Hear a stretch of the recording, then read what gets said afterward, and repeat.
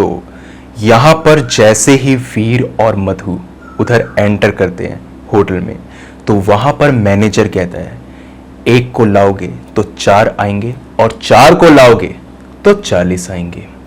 ये बात मिलती जुलती सी ही थी जो उन्होंने यहाँ पर पूरे रास्ते सुनी थी। अगर पुराना पार्ट नहीं देखा है तो थंबनेल दिखाई दे रहा होगा आपको, उधर आप चले जाइए, लिंक डिस्क्रिप्शन बॉक्स में मौजूद है, फर्स्ट पार्ट देख लीजिए। उसके अंदर मैंने ये बताया है कि वीर और मधु ऊटी के लिए निकले थे और उसके अंदर उस रास्ते पर बेसिकली उनके साथ कुछ ऐसे लोगों से सामना हुआ जो ना तो इंसान थे ना ही भूत थे, कुछ अलग ही थे। खैर, कहानी में आगे बढ़ता हूं। वीर और मधु ने जैसे ही ये बात सुनी, उन लोगों ने आव देखा ना ताव, वापस से वो लोग भागना शुरू कर देते हैं। मैनेजर कहता है, कहां जा रही हो, भाग क्यों रहे हो? तो वीर ने कुछ सोचा नहीं, वो बस पीछे मुड़ के देखता है तो पीछे दीवार पर एक लाइन लिखी थी, एक बार आओगे तो 4 को अगली बार खुद लेकर आओगे और 4 से ये कारवां 40 और 40 से उसके आगे बढ़ता चला जाएगा। ये उस होटल की लाइन थी। जैसे आपने देखा होगा कि कई बार रेस्टोरेंट के बाहर होता है कि एक बार आएंगे तो बार बार खाएंगे, कुछ इसी तरीके से उनकी भी ये टैग लाइन थी। मैनेजर ने कहा, सर आप इतना डर क्यों गए? और मैम के तो पसीने छूट रहे हैं, ऊटी में तो ऐसा मौसम नहीं है इस वक्त पर भी कि इतना ज़्यादा आपको पसीने वगैरह आए। ऑल्दो मई का महीना है बट स्टिल ऊटी तो ऊटी है, आप डर क्यों गए? वीर ने सोचा कि इसको अगर पूरी बात बताऊंगा तो शायद से ये हमें लूट वूट ना ले और कहीं पर ये ऐसी जगह पर हमें ना भेज दे जिसके चलते हम लोग किसी बाबा वगैरह के जाल में फंस जाएं। वीर ने अपना दिमाग लगाया और उसने पूरी बात उसे नहीं बताई। उसने कहा, ये जो शॉर्टकट आता है जंगल से जो शुरू होता है और उसके बाद शॉर्टकट आता है, इधर 3-4 लोग दिखे थे मुझे। पहले एक आदमी, फिर एक बूढ़ी औरत और उसके बाद एक और औरत थी जो कपड़े बेच रही थी। ये लोग मुझे दिखाई दिए थे, तो ये लोकल लोग हैं क्या यहाँ के? उन्होंने कहा, सर आप किस हाईवे की बात कर रहे हैं? उसने कहा, ये हाईवे जो इधर जंगल से शुरू होता है भाई, उसी की बात कर रहा हूं। आपको तो मालूम होगा, आपका होटल यहां पर आ रहा है, आपको तो मालूम ही होगा इसके बारे में। उसने कहा, सर ऐसा तो कोई रूट एग्जिस्ट ही नहीं करता, आपको वो रूट कहां से मिला? एक काम करिए ना, आप मेरे साथ चलिए, मुझे बताइए वो रूट कहां है। वीर को भी गुस्सा आ चुका था, वो मजाक के मूड में नहीं था, उसकी जान जाते जाते बची थी इधर और उसकी वाइफ की भी। उसने कहा, चलिए आप। वाइफ ने रोका, उसने कहा, नहीं मैं नहीं जा रहा, मैं बस रास्ता दिखा रहा हूं। वहां से तो सिर्फ एक ही सड़क आ रही थी, 2 सड़कें तो थी नहीं। उसने कहा, सर आप देख लीजिए, और आप ही कह रहे थे ना कि यहां पर ये सब कुछ हो रखा है, तो कुछ भी तो नहीं है ऐसा। वीर को बड़ी हैरानी हुई कि आखिर वो जिस रास्ते से आ रहा था वो रास्ता कौन सा था, क्योंकि गाड़ी चली थी और खूब अच्छे से उन्होंने ड्राइव करी थी और यहाँ पर बहुत सी अजीबोगरीब या पैरानॉर्मल इंसिडेंट्स उनके साथ हुए थे। तो वीर ने उसे पूरी बात नहीं बताई, क्योंकि रोड ही नहीं दिख रही तो पूरी बात भी बता देगा, उस पर भी कौन सा मैनेजर मानने वाला है। मधु इतने में ही वीर को बुलाती है और कहती है, वीर तुम्हारे पापा की 9 मिस्ड कॉल्स आई हुई हैं, लेकिन हमें इसके बारे में कोई खबर क्यों नहीं है। उन्हें कुछ भी समझ नहीं आ रहा था कि अगर मिस्ड कॉल्स आई हैं तो उसका हमें पता क्यों नहीं चल रहा। उसने वापस से कॉल बैक किया एंड होटल में नेटवर्क था, होटल के बाहर नेटवर्क नहीं था। और एक और आपको मैं इधर बात बता देता हूं कि जब वो लोग कार के अंदर बैठे थे तो कार का जो म्यूजिक सिस्टम है वो वर्क नहीं कर रहा था। बाकी अगर आप मोबाइल वगैरह में गाने सुनेंगे, जैसे लास्ट पार्ट में मैंने बताया था कि मधु अपने मोबाइल में गाने सुन रही थी, तब तक ठीक है, बट कार के अंदर ये प्रॉब्लम थी और उसी के साथ में मोबाइल का तो उन्हें अभी पता चला। खैर वीर ने सोचा पता नहीं क्या बात है, उसने अपने फादर को कॉल की और फादर ने कहा बेटा एक ही बार कॉल आई थी तुम्हारी जब से तुम घर से निकले हो, तो मैंने सोचा एक बार तुम्हें कॉल कर लूँ, तुम पहुँच तो गए? उसने कहा हाँ पापा हम पहुँच गए, हमें कोई दिक्कत नहीं हुई। वो किसी भी तरीके से अपने फैमिली मेंबर्स को यहाँ पे टेंशन में रखना नहीं चाहता था।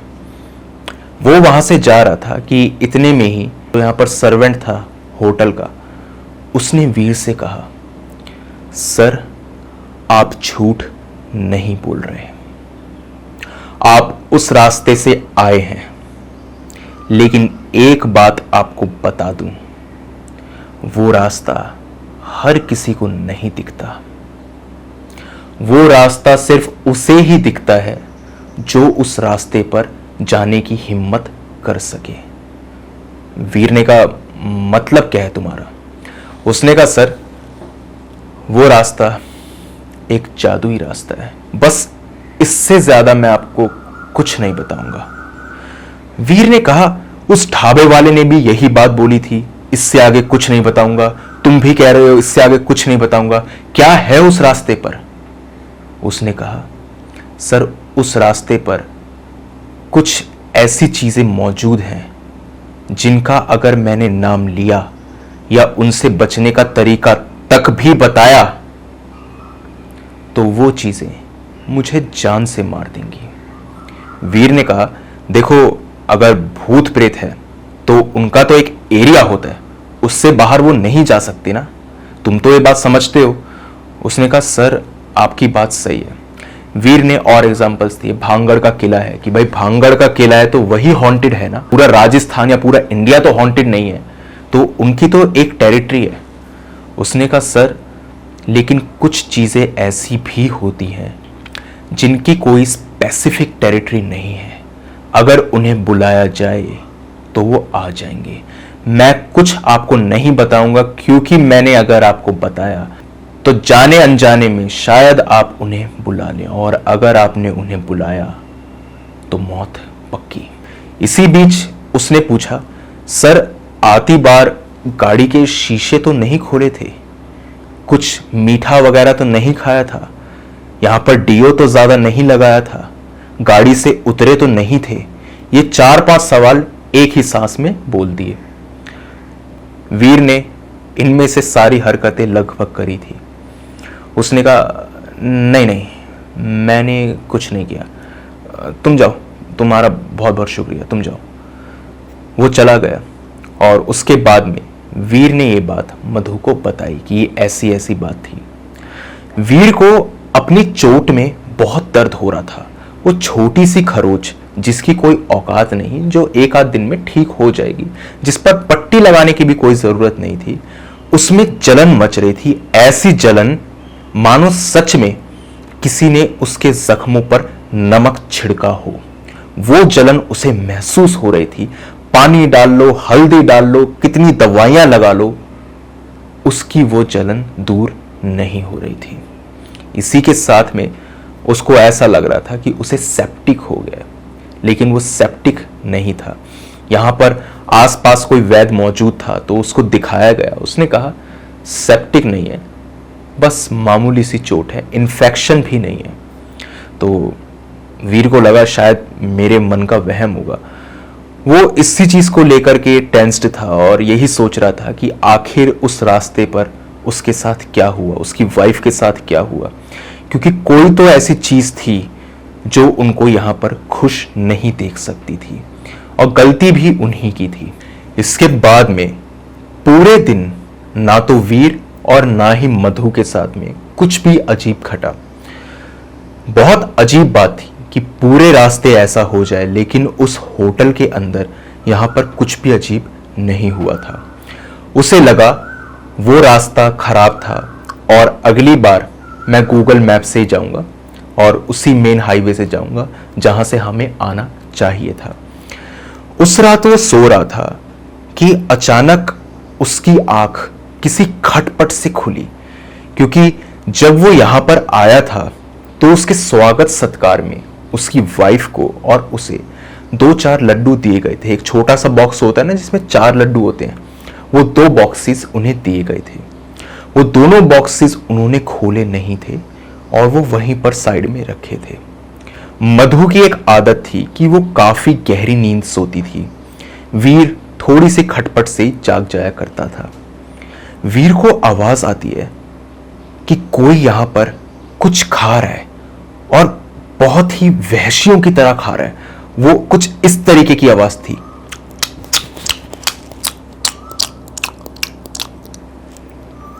ये जो आवाज उसने सुनी तो उसकी आंख खुली और आंख खोल करके उसने सामने देखा तो पहले तो एक आदमी, उसको देखा देखी 4 आदमी और उसको देखा देखी 40। इनमें कुछ आदमी भी, कुछ औरतें भी, कुछ बच्चे भी। वीर को समझ ना आए कि आखिर ये उसके साथ हो क्या रहा है। उसने मधु को यहां पे हिलाया और मधु जागी तो उसने मधु को ये सारी बात बताई और उसने ये भी कहा कि मधु, तुम्हें मेरी बातें बकवास लग रही होंगी लेकिन यकीन मानो ये बातें बकवास नहीं है। मधु ने कहा तुम्हारे मन का वहम है, लेकिन एक चीज जो मधु भी इग्नोर नहीं कर सकती थी वो थी स्मेल। बहुत ही प्लीजेंट, मतलब words will fall short to describe that fragrance. इतनी ज्यादा अमेजिंग खुशबू जो उन्हें उस गाड़ी में भी आई थी। इसी के बारे में वो लोग डिस्कशन कर रहे थे। देन सडनली यहां पर वीर ने अपने पेट पर हाथ रखा और बहुत तेज दर्द में करहाने लगा, चीखने लगा, चिल्लाने लगा। उसकी वाइफ को लगा इसे क्या हुआ। उसने मैनेजर को बुलाया। मैनेजर दूसरा आया था क्योंकि ड्यूटी चेंज हो गई थी, तो वो आया और उसने कहा पता नहीं क्या है क्या नहीं है। पेन किलर दिया गया तो उसे राहत मिली। वीर ने कहा मधु यहां से चलो, मैं यहां पर नहीं रुक पाऊंगा और हम कल सुबह ही यहां से चले जाएंगे। ट्रिप तो उनकी 7 दिन की थी बट उन्हें यहां पर अगले ही दिन निकलना पड़ा और रीजन सिर्फ और सिर्फ वीर था। वीर ये सब कुछ झेल नहीं पा रहा था और वो यहां से जा रहा था। वीर इस बार दूसरे हाईवे से गया, लेकिन कमाल की बात यह है कि जब वो दूसरे हाईवे पर भी था तब भी उसे ऐसा ही लगा कि वो उसी शॉर्टकट पे है जहां से वो आया था। वही पेड़ पौधे, वही नजारा और इसी के साथ साथ वही बुढ़िया जो उस हाईवे पर आती बार थी वो जाती बार भी वहां बैठी हुई थी। और इस बार उन दोनों को देखते हुए वो एक इविल स्माइल पास करती है, एक ऐसी इविल स्माइल जो अच्छे अच्छे पहलवानों को धूल चटा दे। उन्होंने कुछ नहीं सोचा, वो यहां से आगे बढ़ते चले गए। वीर ने सोचा कि इस हाईवे की शुरुआत पे एक बालाजी का मंदिर पड़ता है, वहां पर मत्था टेक लेते हैं, जो भी भूत पिशाच होंगे वो दूर हो जाएंगे। सोचना गलत नहीं था उसका।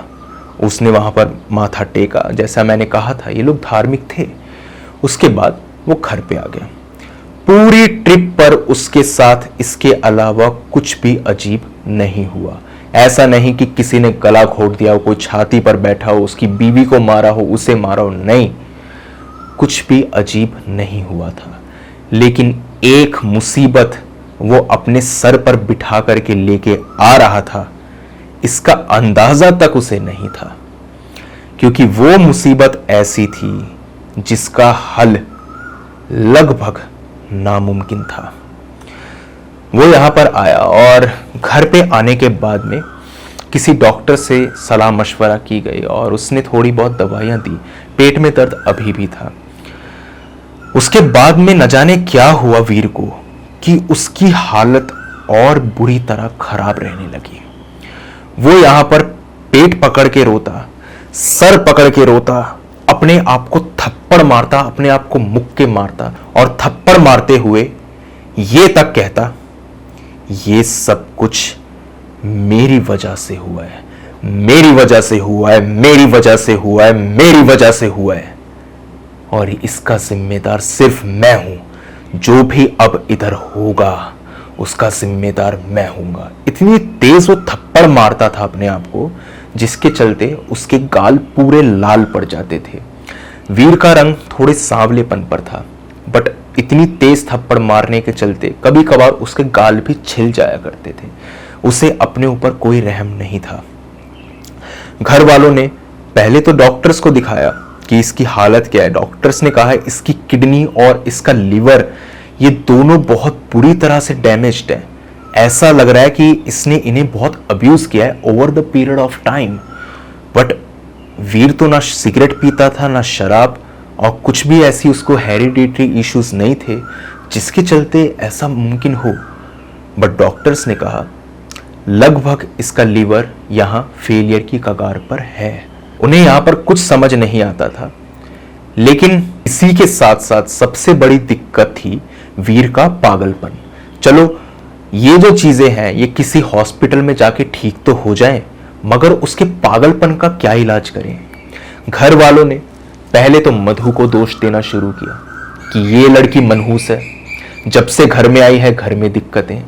मधु को भी गुस्सा आता था कि उसे ऐसा कहा जा रहा है जबकि उसकी कोई गलती थी नहीं।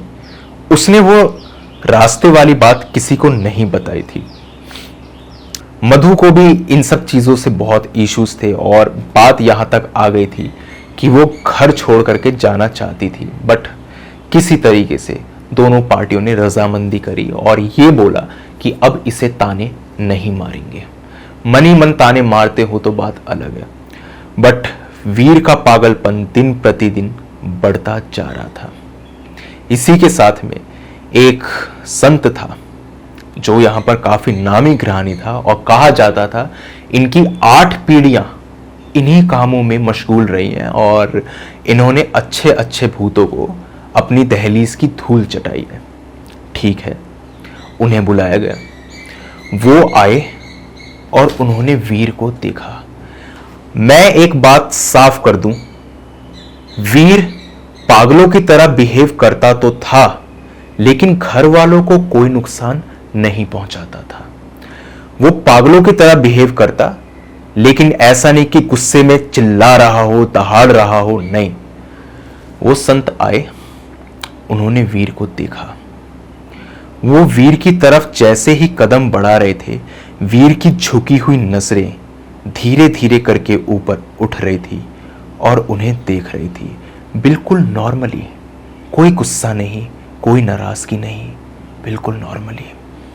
वो उन्हें देखते रहते हैं एंड उसके बाद में अचानक से वो संत अपने पैरों को वहीं रोक देते हैं। वो कहते हैं इसका कोई इलाज नहीं है, कोई इलाज नहीं है, कोई टोना टोटका नहीं, कोई मंदिर नहीं, कोई मजार नहीं, कुछ भी नहीं। ये लड़का बच नहीं सकता। उन्होंने कहा मैं आपकी कोई मदद नहीं करूंगा और अगर मैंने करने की कोशिश करी तो मेरे जितने भी चेले हैं, इसी के साथ में मेरा पूरा परिवार, क्या मेरा पूरा खानदान मिट्टी में मिल जाएगा। इसने जो भी किया है या जिस भी तरीके से ये जो भी शक्ति इसके ऊपर हावी है वो इसे छोड़ेगी नहीं। आप ये बात समझ लीजिए। बस मैं यही कहूंगा, मुझे आज्ञा दीजिए, मैं यहां से चुपचाप जा रहा हूं, किसी को कुछ नहीं बताऊंगा। ये बात उन्होंने वीर को देखते हुए बोली। मैं जा रहा हूं, मैं कुछ नहीं बताऊंगा, बस मेरे पीछे मत आना। वीर बहुत दिनों के बाद आज पहली बार हंसा और कहा ठीक है, जा जा, तू, तेरे से कोई लेना देना नहीं है। जो मुझे चाहिए वो तो मैं इससे ले ही लूंगा, ये नहीं तो कोई और सही, तू जा। एक संत नहीं 10 के पास ले गए, एक पंडित नहीं 100 के पास ले गए, सभी ने कह दिया इसका कोई इलाज नहीं। वीर का कोई इलाज था ही नहीं। वो चुपचाप घर में रहता था। पता नहीं कौन सा दौरा उसे पड़ता था, अपने आप को थप्पड़ मारता, अपना सर इधर दीवार में देके मारता, अपने आप को चोटिल करता। लेकिन हद तो तब पार हो गई जब ये चीजें भी सिर्फ बच्चों का महज खेल बन के रह गई। अभी तो असली आफत शुरू होनी थी। वीर एक दिन निढाल छत पर बैठा था मधु दूर बैठे उसको देख रही थी और यही सोच रही थी कि मैं इसको कैसे ठीक करूं कि अचानक से जो एक कबूतर था वो दाना चुगने के लिए वहां पे आया। वीर के अंदर आज पहली बार उसको देखते ही गुस्सा आया और वीर ने एक ऐसी हरकत करी जो एक नॉर्मल इंसान कभी नहीं कर सकता, शायद कोई जानवर भी ऐसा ना करे। वीर ने उस कबूतर को दबोचा, उसकी गर्दन को पकड़ा और उसके बाद में कबूतर उसी वक्त मर गया। वीर ने कच्चा कबूतर खाना शुरू कर दिया, पंखों के साथ में मुंह मार रहा था कबूतर के ऊपर और उसका मांस निकाल करके खा रहा था। ताज्जुब की बात इधर यह है, मांस खाना तो अलग बात है, लेकिन जो उसका खून था वो उसे बहुत ज्यादा पसंद आ रहा था, बहुत पसंद था उसको वो खून, और वो उस कबूतर के खून को पूरी तरह से चाट रहा था। जीभ को उसने पूरे होठों पर घुमा दिया और उसे ऐसे चाट रहा था जैसे खून ना हो, चाशनी हो, और बहुत खुश, बहुत ही खुश। मधु नीचे भाग करके गई, वीर के पेरेंट्स को ऊपर बुलाया कि इतने में वीर सो चुका था। कबूतर का नामो निशान नहीं कि कबूतर होगा भी।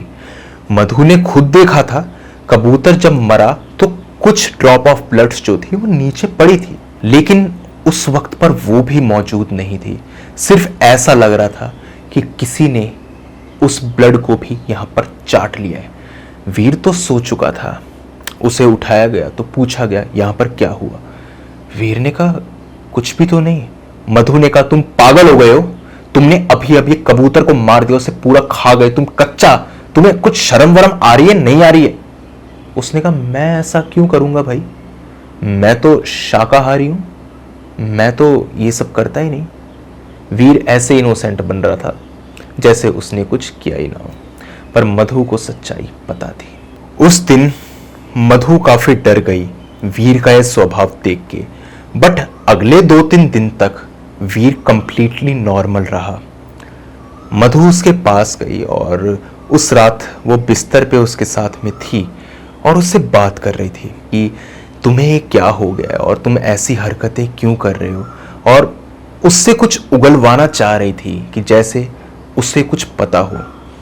न जाने वीर को आज क्या हुआ कि पहली बार उसने अपनी हैवानियत मधु के ऊपर जाहिर की। उसने मधु को बहुत गंदी गाली दी, एक ऐसी गाली जो मैं यहां पर आपके सामने नहीं बोल सकता। आप खुद सोच लीजिए, जो भी हो सकती है वो गाली मैं नहीं दूंगा। वो उसने गाली मधु को दी और इसके बाद में कहा ये सब कुछ तेरी वजह से हो रहा है, तूने गाड़ी नहीं रुकवाई होती तो कुछ भी नहीं होता। ये सब तेरा गुनाह है जो मैं भुगत रहा हूं। मैं तो भुगत लूंगा, मेरी तो मौत हो जाएगी, लेकिन तुझे तो मौत से भी बदतर जिंदगी मिलेगी, उसका तू क्या करेगी? और इसके बाद में 6-7 और गंदी गंदी गालियां उसने दी और अपनी बीवी को एक खींच के थप्पड़ मारा, जिसके चलते वो ऑन स्पॉट बेहोश हो गई। सुबह आंख खुली तो वीर शांति से सो रहा था। वीर को उठा करके उसने ये बात बोली कि तुम्हारी हिम्मत कैसे हुई? उसने कहा मुझे तो कुछ याद ही नहीं, तुम सो रही थी क्या मेरे साथ? पता नहीं, मैंने तो ऐसा कुछ किया ही नहीं। कोई प्रूफ है तो बताओ। अब कोई प्रूफ कहां से लाए कि उसके साथ यहां पर क्या हुआ है? मधु इस बिहेवियर को झेल नहीं सकती थी और उनके पेरेंट्स जो थे उन्होंने दोबारा से मधु को यहां पर ब्लेम करना स्टार्ट कर दिया। मधु ने साफ कहा मैं वीर को लेकर के दूसरे घर में मूव इन कर रही हूं, मैं जॉइंट फैमिली में नहीं रह सकती। उसका शुरुआत से मन था भी नहीं, वो मूव आउट कर जाती है और नए घर में चली जाती है। दूसरे घर में जाने के बाद में तो हालत और बुरी हो गई। मधु एक दिन शाम में यहां पर कुछ मीठा सामान लेकर आई कि कल को कोई घर पे आ जाए या कहीं पर जाना हो तो कम से कम मीठा तो हो। वो सामान लाई ही थी, उसने टेबल पे वो सामान रखा ही था कि जो अब तक कमरे में वीर चुपचाप सो रहा था वो पागल जानवर की तरह भागते हुए आया और उसने लड्डुओं के डिब्बे में सीधा मुंह दे के मारा। हाथ से लड्डू नहीं उठाया उसने, मुंह दे के मारा और पूरा का पूरा 1 किलो का डब्बा मुश्किल से मुश्किल 2 से 3 मिनट के अंदर चट कर गया। और जैसा ही उसने ये किया उसने मधु को कहा, अच्छा काम किया तूने, कल और लाइयो, तुझे कोई दिक्कत नहीं होगी फिर। और लिया, इसका शरीर ज्यादा दिनों तक ये चीजें झेल नहीं पाएगा। कोई नहीं, तुझे कोई दिक्कत नहीं होगी। मैंने सुना है तेरी नौकरी जाने वाली है। नहीं जाएगी, बॉस से बात कर, वो तुझे तेरी नौकरी से नहीं बल्कि इंक्रीमेंट भी देगा। मधु को ये बकवास समझ नहीं आ रही थी, ये क्या बोल रहा है और ये क्या फालतू की हरकतें हैं। वीर की तो जॉब जा ही चुकी थी। मधु नेक्स्ट डे ऑफिस गई और बॉस ने सही में इंक्रीमेंट तक दिया और उससे माफी मांगी कि तुम्हारी गलती नहीं थी, गलती मेरी ही थी। अब जो भी रीजन रहा होगा उसको मैं डिटेल में एक्सप्लेन नहीं कर रहा क्योंकि स्टोरी से उसका कोई कनेक्शन यहां पर नहीं है, तो इसलिए ऊपर ऊपर से बता दिया। उस दिन वो दोबारा से लड्डू लेकर गई। आज वो और खुश। अब कमाल की बात यह है कि उसकी बॉडी में से यहां से बहुत ही अच्छी खुशबू आती थी, वही खुशबू जो उस हाईवे पर उस होटल में उन्हें महसूस हुई थी। वो खुशबू उसके जिस्म से आ रही थी और उसकी हालत जो थी वो तो पतली हो रही थी, लेकिन कहीं ना कहीं उसका पागलपन दूर हो रहा था। दिन में सिर्फ 1 डब्बा 1 किलो का मीठे का खा लिया तो ठीक, लेकिन ये दिक्कतें दिन प्रतिदिन बढ़ती चली गई क्योंकि सांप को दूध जो पिलाया था अब वो यहां पर शराब मांगता, मांस मांगता, वो भी देना पड़ता। लेकिन एक दिन तो उसने हद ही पार कर दी। उसने मधु को कहा, मुझे इंसानी खून ला कर दे, इंसानी खून। अब कोई इंसान कहां से इंसानी खून ला कर दे। मधु ने उसे कहा, देखो या तो तुम ये अपना पागलपन बंद करो, नहीं तो मैं सच में तुम्हें इस घर में बंद करके चली जाऊंगी।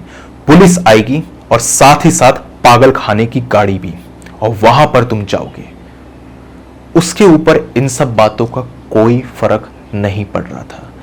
ये सब कुछ जब उसने बोला, इसके बाद में वीर ने एक चाकू उठाया, अपने हाथ की नस को काटा।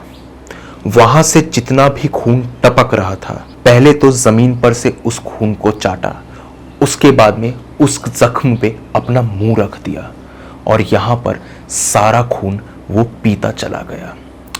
मधु उसको रोकने के लिए गई तो मधु को उसने बहुत तेज की धक्का मारा। मधु को कुछ समझ नहीं आया, वो चुपचाप खून पी रहा था और बहुत ही ज्यादा वो खुश था, जैसे कि कोई बच्चा चॉकलेट खा करके खुश हो। मधु ने अपने इन लॉस को फोन किया और अपने पेरेंट्स को भी कॉल करी। इसी के साथ में उसने आस पड़ोस के लोगों को भी कॉल किया। सभी लोग यहां पर कुछ 15 से 20 मिनट में आ गए। किसी तरीके से उसको रोकने की कोशिश की गई, लेकिन वो रुक नहीं रहा था। बॉडी में से काफी ज्यादा खून निकल चुका था, बहुत तेजी से अपने खून को वो पी रहा था। उसको रोकने की कोशिश में सारे नाकाम, लेकिन इतने में ही एक शख्स पीछे से बोलता है कि ऊपर किसी जिन्न का साया है, बहुत भयानक जिन्न, जो इसको क्या मधु की जिंदगी को भी तबाह कर देगा। जो अब तक यहां पर किसी के कहने से नहीं रुक रहा था, सबको दूर कर रहा था। उसने जैसे ही ये बात सुनी, उसने अपनी नजरें ऊपर करी और वीर ने कुछ यहां पर ऐसे शब्दों को बोला जो यहां पर किसी को भी समझ में नहीं आया। जैसे ही उसने वो मंत्र था या फिर जो भी लाइन थी, जो भी उसने पढ़ा, अचानक से वो आदमी घर की दहलीज से बाहर जाके गिरा। उन लोगों ने देख लिया था कि इसके ऊपर कोई बहुत तगड़ा ऊपरी चक्कर है। वो यहां पर उसको पकड़ करके किसी मज़ार में लेकर जाना चाहते थे, किसी मंदिर में, जहाँ पर भी लेकर जाना चाहते थे, उसे सब लोगों ने पकड़ा, घसीट करके उसको लेकर के वो जा रहे थे। लेकिन आज न जाने वीर के अंदर कहाँ से इतनी ताकत आ गई। वो बीमार वीर जो यहाँ पर इतने लंबे से लीवर और किडनी की परेशानियों से जूझ रहा था, शराब भी पीता था इन बीमारियों के साथ में, वो मांस भी खाता था, इसी के साथ में लड्डू वगैरह सब कुछ वो खाता था। वीक वो दिन पे दिन पड़ रहा था, खून भी उसकी बॉडी में ना के बराबर ही था। उस जरा से वीर के अंदर न जाने कहां से इतनी हिम्मत आई कि उसने अपने कदमों को वहीं जमा दिया। वो 25 लोग चाह करके भी उसको घसीट नहीं पाए, जैसे कि वो इंसान ना हो, एक पत्थर की मूरत हो, एक ऐसी मूरत जो यहाँ पर कुछ 2-3 हजार किलो की हो। हिल भी नहीं रहा था वो। उसने सिर्फ मधु की तरफ देखा और वो हंसा, सिर्फ वो हंसा, और साथ ही में जितने भी लोगों ने उसके हाथ पैर पकड़े थे उनको अपने से दूर किया। यहाँ पर उल्टा भागा और तीसरी मंजिल से नीचे छलांग लगा दी। जैसे ही उसने छलांग लगाई, इमीडिएटली गिरते ही उसकी मौत हो गई।